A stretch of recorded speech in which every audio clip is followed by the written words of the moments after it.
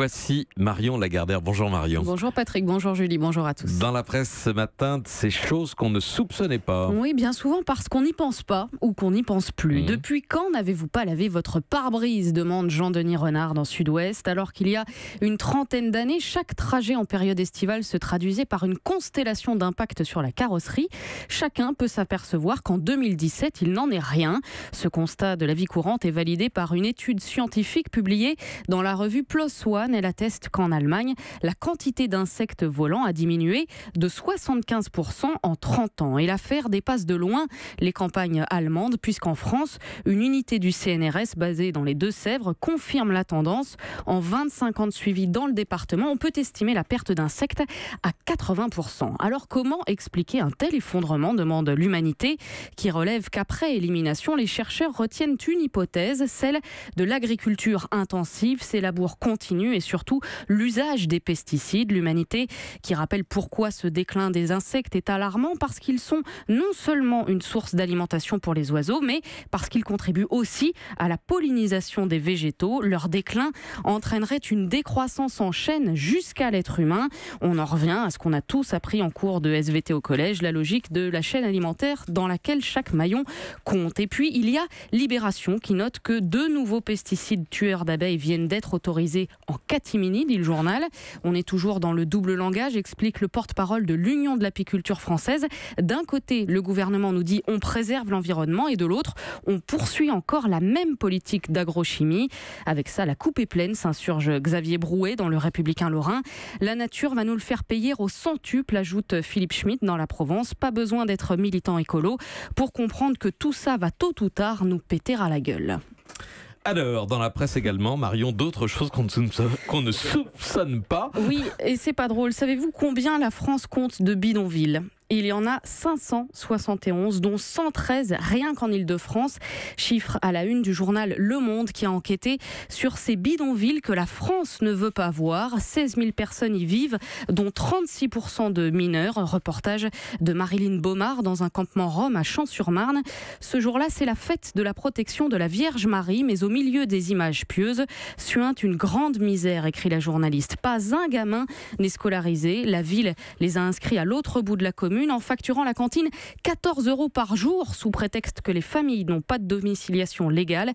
Il y a aussi ces maires qui font interdire la montée du bus scolaire aux enfants roms, sans compter la peur principale, celle de l'expulsion. D'après les chiffres du collectif Rome Europe, chaque habitant de bidonville en a vécu 15 en moyenne depuis 5 ans. Reportage à lire donc dans Le Monde. Et puis toute autre chose que visiblement on ne soupçonnait pas, la fainéantise des Français. C'est le titre de l'édito d'Éric Le Boucher dans Les Échos. Peu de Français sont au travail, écrit-il. Ceux qui y sont ne font pas beaucoup d'heures et la qualité de leur travail n'est pas bonne. Beaucoup s'arrangent avec le généreux système social pour en faire le moins possible. Bref, changer la mentalité anti-travail prendra du temps.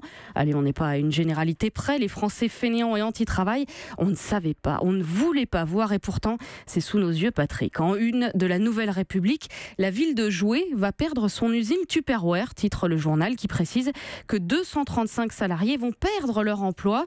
La faute à la mentalité anti-travail, sans doute. Même chose chez Coca-Cola qui, malgré ses bons résultats, va licencier en France. Analyse à lire sur le site d'information Mediapart. La firme a réalisé 219 millions d'euros de bénéfices en 2016 et table sur une augmentation de son chiffre d'affaires de 3% pour cette année, mais elle devrait se séparer de 10% de sa masse salariale, autrement dit 130 à 195 postes supprimés.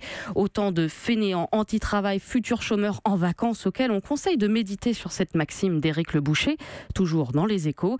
Le travail est le secret philosophique de la bonne vie.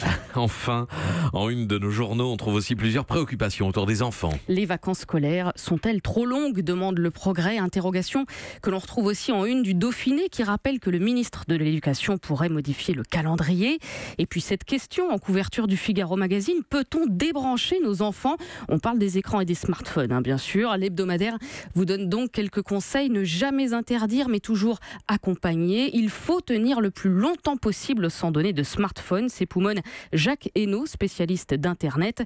Tenir jusqu'au moment où ça devient pour votre enfant un handicap social de ne pas en avoir, sachant qu'il faut immédiatement y associer des règles strictes. À quels enfants allons-nous laisser le monde, s'interroge en conclusion la journaliste Guillaume de Monjou. Sinon, pour dédramatiser, il y a aussi le dossier de la revue Sciences Humaines intitulé « Halte au surinvestissement parental ». La spécialiste de la psychologie de l'enfant, Alison Gopnik, critique la multiplication des règles d'éducation, des modèles et des buts à atteindre prétendument universels.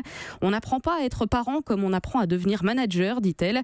Prendre soin d'un enfant, ce n'est pas un job, mais de l'amour. La seule chose qui compte vraiment, c'est d'avoir quelqu'un qui s'est engagé pour vous et qui vous a aimé.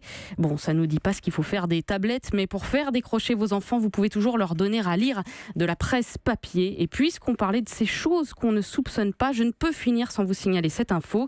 Léonard de Vinci était un bâtard. Voilà, c'est pas moi qui le dis, mais le dernier numéro de Ça m'intéresse Histoire.